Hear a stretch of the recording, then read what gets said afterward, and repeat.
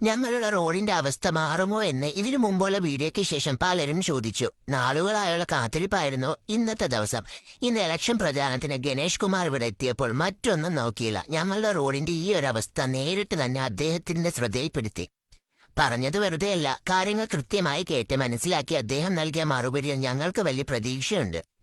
അധികം വൈകാതെ തന്നെ ഈ വഴിയിലൂടെ സുഖമായി യാത്ര ചെയ്യാൻ കഴിയുമെന്ന് സന്തോഷത്തോളം മാറ്റത്തിനായി നമുക്ക് കാത്തിരിക്കാം. നമ്മളെ കളഞ്ഞ ചെലവ് അതറിയാം. ആ റോഡാണ് ഇപ്പൊ മൊത്തത്തിൽ പോയി കിടക്കുന്നത്. അത് പക്ഷേ ഞാൻ പറഞ്ഞു പൈസ അനുഭവിച്ചിട്ടുണ്ട്. കോൺട്രാക്ട് വന്നിട്ടുണ്ട്. പത്തനാപുരത്തുള്ള മണിലാലാണ് മെയിൻ കാര്യം പറയോ, ആ പൈപ്പ് ലൈൻ റെഡിയാക്കുന്നത് ആദ്യം. റോഡ് റെഡിയാകുന്നത് പൈപ്പ് ലൈൻ റെഡിയാക്കുന്നത്. കാരണം വെള്ളം മൊത്തം പൊട്ടിയ റോഡ് നശിക്കുകയാണ്. ആ പൈപ്പ് ലൈൻ കോൺട്രാക്ടർ വേണ്ടത് ഇടുന്നതിന് മുമ്പ് കോൺക്രീറ്റ് ചെയ്യുന്നതിന് മുമ്പ് നമുക്ക് അത് താര ചെയ്യുന്നതിന് മുമ്പ് ശരിയായത്. ശരി, അതാണ് മെയിനാണ്. ഇന്നലെ രാത്രി ഞാൻ സംസാരിച്ചു, അദ്ദേഹം കണ്ടിരുന്നു. അടിയന്തരമായിട്ട് അദ്ദേഹം വർക്കുകൾ ഇപ്പം ആദ്യം ഒരു പാച്ച് വർക്ക് ചെയ്യാൻ, ബാക്കി വർക്കുകൾ കുറെ ചെയ്യാൻ. പൈപ്പിന്റെ കാര്യം വാട്ടർ അതോറിറ്റിക്കാരെ കൊണ്ട് നമുക്ക് മാറ്റി